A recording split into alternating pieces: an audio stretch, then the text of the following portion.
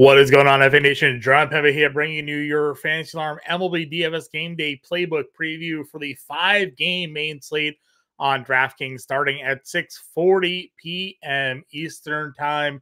A little bit of a smaller slate here on Thursday, something we're likely going to have to get used to, as not only is it generally a getaway day for most teams, but the NFL season kicks off here today with some Thursday night football. So, that being said, most Thursdays we are likely not going to have a live show because we do an NFL Game Day live show starting at 7 p.m. Eastern Time. So for these Thursday MLB DFS main slates, we'll have the preview out for all of you nice and early to get ready for the slate. And of course, you can always find us in the Discord and over on X. If you have any questions or concerns about your lineup building or picks, we'll have pick 'em articles out, of course. And of course, the playbook will be live for all of you as well.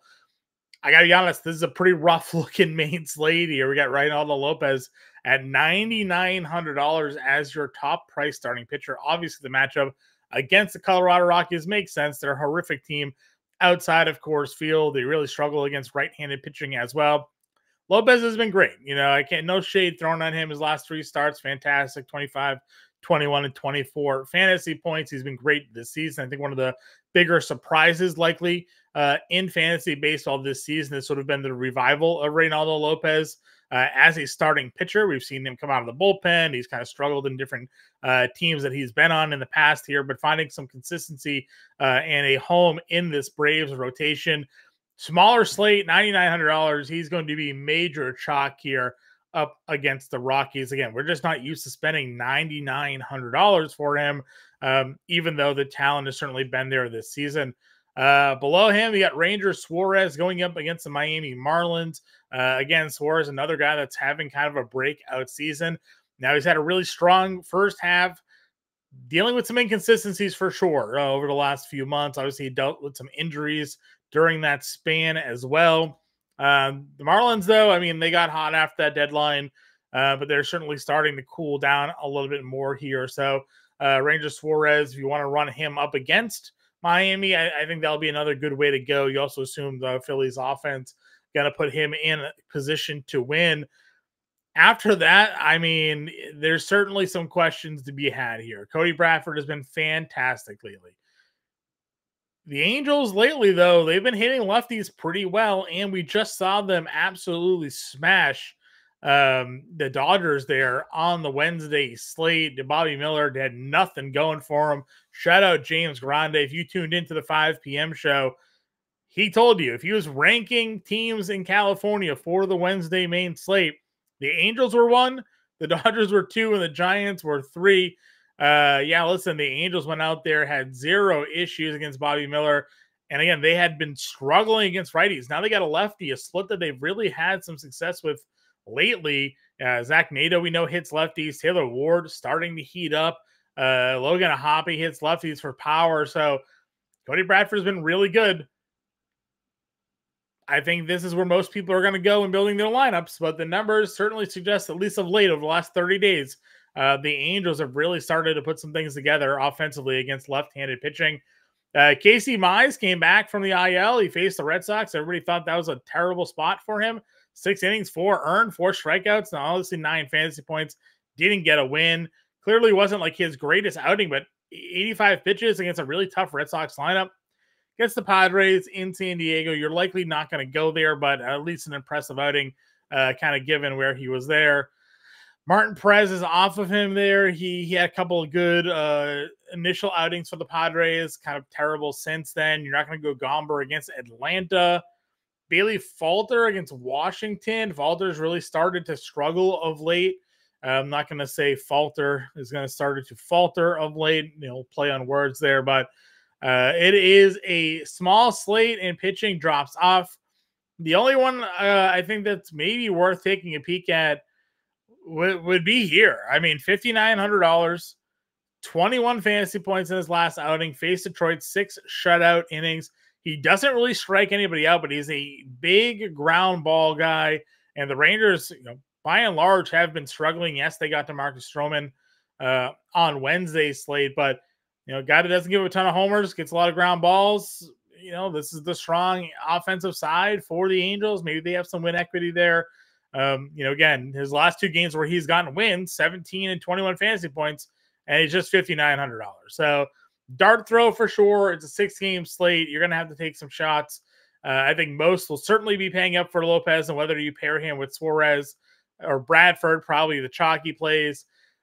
Jake Irvin, someone has really started to struggle of late. He always had some peripheral numbers there that suggested he was on the downturn, and those numbers have finally kind of shown through. So not going to be paying for him against Pittsburgh in this one either.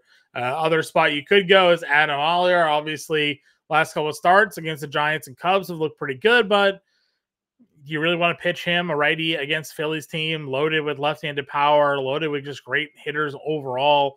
It doesn't feel like a good spot for Aller to keep his current run of success going.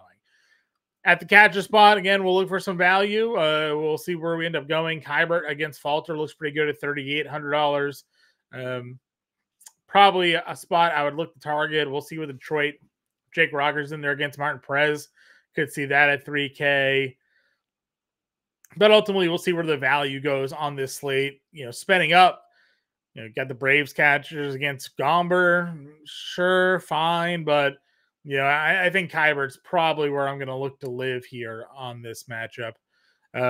First base, again, Harper left for precautionary reasons on Wednesday. We'll assume he's in the lineup there. If he is, I like him against Aller. We know Berger hits for power against lefties. Olsen can hit lefties or righties. Both of those guys are fine. Not a ton of great upside at this position here. Rowdy Tellez at 32, maybe. He's been pretty hot of late. 333.98, $3,200. Going up against Jake Irvin there. I mean, if you want to go against Ranger Suarez, you could. Jonah Bride's there. Or if you want to go Torkelson against Perez. Yuan Yepez hits lefties pretty well. Assuming he's in the lineup, you can certainly take a peek there for Washington. But that's probably it. Nico Cavadas had homered on Wednesday, but he's not going to go lefty.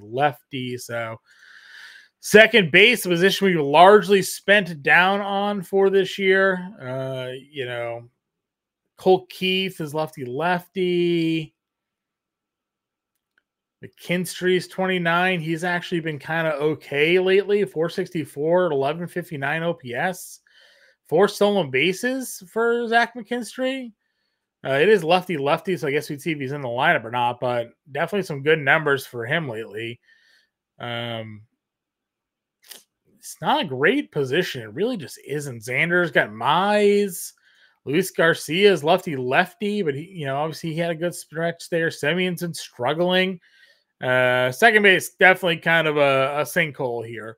Third base, Machado versus Mize, I certainly like. I mentioned Berger already. You can go IKF, 4K. He's in leading off. Josh Jung's been super hot, but again, this guy just hasn't been giving up a lot of home runs or fly balls. So wondering if Young can get it going in that matchup. See, Norby's righty-lefty against Ranger Suarez. Certainly can go there second or third base. I talked Bryant already. Not a ton of value. I guess Urshela, if he's in the lineup against Gomber. Righty-lefty split for him there. Could go there. He's been hitting almost 300 over his last 10. Chase Young's 25. Man, small slates. I said 6 games early. It's a 5-game slate. It's even 1 game less than I mentioned. Shortstop, Trey Turner, O'Neal Cruz, I think would be the obvious selections here. Xavier Edwards. Zach Nato, again, hits lefties really well if you're not in on Cody Bradford. Josh Smith, lefty versus righty, 38. He let off on Wednesday with Seager on the IL and no Semien, rather. Arcia is there, but better against righties this season. So I don't think it's going to be a fun time making lineups, I'll tell you that much. Ozuna, Schwarber's good. Wood's got a lot of power, but that's lefty. Tatis is back. And you got O'Neal Cruz, the outfield eligibility. Ryan Reynolds. I like Pittsburgh here, I think. Jackson Merrill homered again on Wednesday. Soler versus a lefty. Let's see. Dylan Cruz has been pretty good. Power, 2 homers in his 7 games so far. Taylor Ward, as we mentioned, some power there. Wyatt Langford has been really good, 3,900. But again, I just don't think Texas offense is going to do much in the spot. Verling should lead off with a lefty on the mound at 3,800. Certainly could go there. I think he had homered on Wednesday. Ramon Laureano hits lefties pretty well. Brendan Marsh. Let's see. Anything else down here? Got Leotes. Moniak had homer, but it's lefty. I don't think so. We probably won't see him there.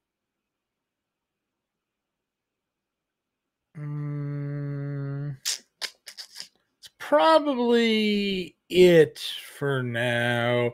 Again, we'll have a full playbook out for this slate. Let's get a lineup build going. Go Lopez. Man, I really want to use Bradford. He's been so good, even in a tough spot. So I just don't know where else he would go. This is not a great spot for.